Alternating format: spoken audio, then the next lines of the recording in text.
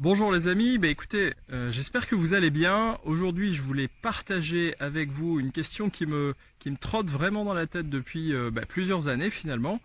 Et j'aimerais savoir si vous vous êtes déjà posé la question de savoir pour quelles raisons, aussi bien pour vous-même que pour votre entourage, des gens qui sont dans une situation compliquée, qu'ils subissent et qu'ils ne supportent plus, ne changent pas.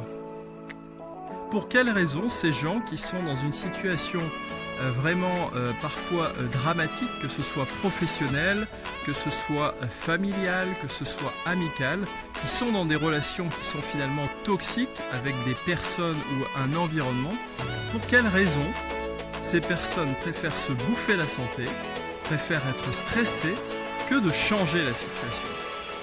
Est-ce que vous vous êtes déjà posé cette question? Eh bien moi oui. Je suis toujours étonné de voir que des gens ne changent pas finalement alors qu'ils sont dans une situation vraiment qui les rend malheureux.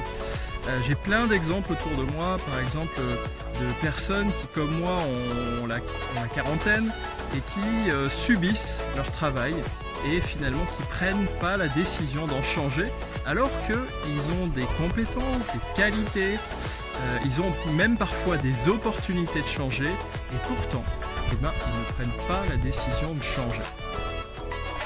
Une femme par exemple qui est battue, un jour elle se fait battre, elle a une porte de sortie parce que les policiers viennent, lui proposent de déposer plainte, elle peut être accompagnée par une association, avoir une procédure à l'encontre de son mari qui la rend vraiment malheureuse, qui la fait souffrir et pourtant, eh bien, elle ne part pas.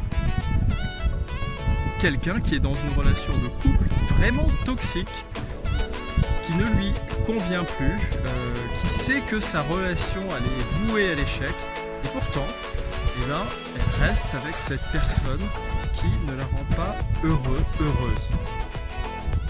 Ça peut être aussi, par exemple, une relation amicale qui va être toxique. À chaque fois que vous voyez cette personne, eh bien, elle va vous bouffer de l'énergie, elle va vous mettre le moral dans les chaussettes et vous allez traîner pendant plusieurs heures, un lourd fardeau. Eh bien, pour quelle raison vous ne prenez pas la décision finalement de changer votre cercle amical? Pourquoi? Eh bien, je vais vous apporter un élément de réponse que j'ai découvert finalement assez récemment, il y a un peu plus de 18 mois aujourd'hui. Eh bien, c'est que notre neurologie, notre cerveau et système nerveux, cette formidable biomachine que nous avons tous et que nous avons reçue sans mode d'emploi, eh bien, adore les habitudes. C'est-à-dire que la partie limbique de ton cerveau et ton système nerveux adore les habitudes. C'est pour ça que tu reprends toujours la même place de parking.